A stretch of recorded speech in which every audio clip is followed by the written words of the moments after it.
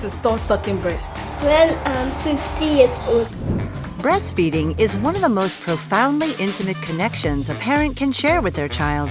Wait. Good job. So, why stop? We've been breastfeeding for almost 4.5 years. 6 and 2 years. I still breastfeed my 7-year-old and I'm far from ashamed. A growing number of women are practicing extended breastfeeding, which is nursing beyond age 2. Is it easy to produce milk nine years on? Yeah. And many kids seem to love it. But what do you want to see? Boobs. But extended nursing comes with controversy. Are you kidding me?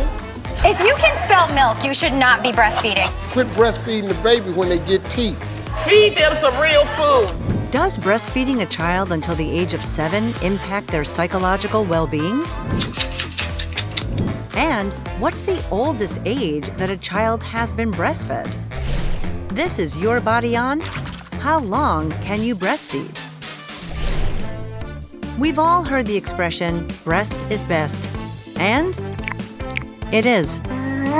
Breast milk provides babies with essential nutrients for healthy growth and an abundance of antibodies for immune protection. It's linked to lower risks of illness later in life, like diabetes and cancer. And these benefits don't suddenly stop after a year or two. Breast milk can still provide these nutritional perks when paired with a solid food diet. Obviously, she eats well. She does not just live on breast milk. But for most parents, the benefits of extended breastfeeding reach well beyond nutrition. Bonding. Breastfeeding is a fantastic way for a parent and their baby to bond. It's the most intimate act that you can share with your child. It triggers a surge of oxytocin in both parties, a hormone that nurtures feelings of warmth, love, and attachment. If Sage was upset, the boob.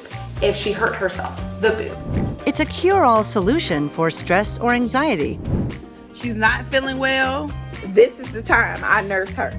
The trust and connection that this creates are unmatched. Showing them that you are physically there for them, like when they're upset, and you can respond to them in a way that makes them feel secure. Really, nothing beats that. That need for comfort doesn't just vanish after 1 or 2 years. A need knows no age. But could extended breastfed children become too attached to their parents? Psychological development. Some argue that extended breastfeeding will create an unhealthy dependency between parent and child, impeding their social development. He's going to be what they used to call a mummy's boy. But the Academy of American Pediatrics states that there is no proof of developmental harm from extended breastfeeding. They find the opposite is true. Longer-term breastfeeding results in more independent and social children. Studies have found that kids who experience greater feelings of security in their homes are more likely to engage in new experiences and exhibit positive interactions with others. Independence comes from meeting a child's needs fully. But with these benefits in mind, does this image still make you uncomfortable? You're not alone. Social norms. The stigmatization of extended breastfeeding is often rooted in cultural and societal norms.